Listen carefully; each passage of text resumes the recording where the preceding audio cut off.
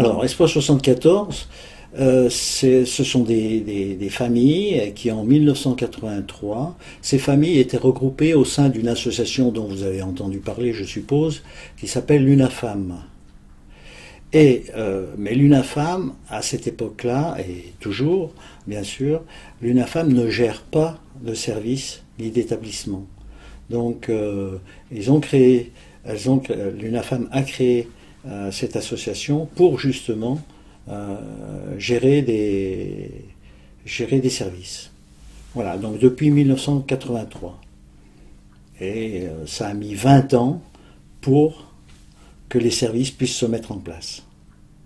Alors, Espoir 74, c'est une association loi 1901 à but non lucratif et qui gère des services d'accompagnement à la vie sociale sur l'ensemble du département de la Haute-Savoie. Alors, elles servent, comme je vous le disais, à gérer des services, et ces services accompagnent des personnes qui sont en situation de handicap psychique. Alors, les services Oxygène ont vu le jour en 2003. Les premiers services qu'ont ouverts étaient des SAVS, services d'accompagnement à la vie sociale. Les SAMSA sont arrivés plus tard. Alors, les SAVS et les SAMSA sont des structures nouvelles qui doivent leur origine aux lois de 2002 et 2005. Donc SAVS, ça veut dire service d'accompagnement à la vie sociale, et SAMSA, ça veut dire service d'accompagnement médico-social pour adultes handicapés. La différence, c'est la médicalisation.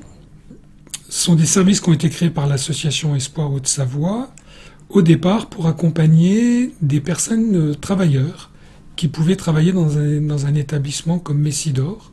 Messidor est une association qui propose à des personnes le retour au travail et qui est spécialisée le retour au travail en milieu ordinaire et qui est spécialisée dans l'accompagnement de personnes avec des troubles psychiques.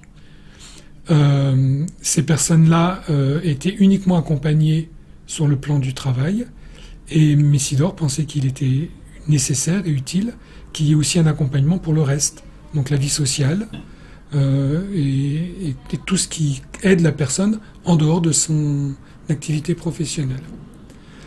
Dans la réalité, aujourd'hui, on accompagne des gens qui ne travaillent pas aussi, mais le projet de départ était autour des travailleurs handicapés. Oxygène accompagne aussi des personnes grâce à des appartements que l'association gère sur Annecy.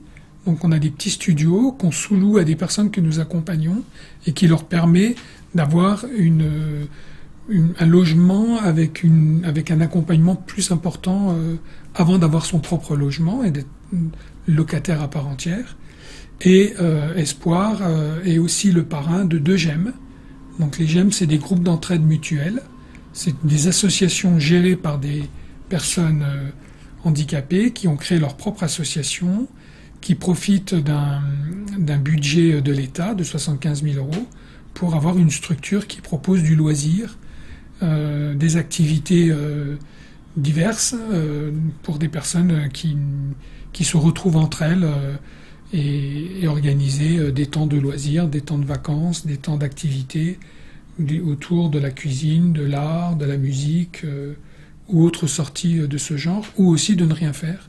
Donc nous soutenons ces associations pour leur apporter notre aide quand c'est nécessaire. Moi, je suis embauché par cette association qui me donne des délégations pour que je puisse recruter des professionnels et diriger la structure et faire travailler ces gens et faire fonctionner le service.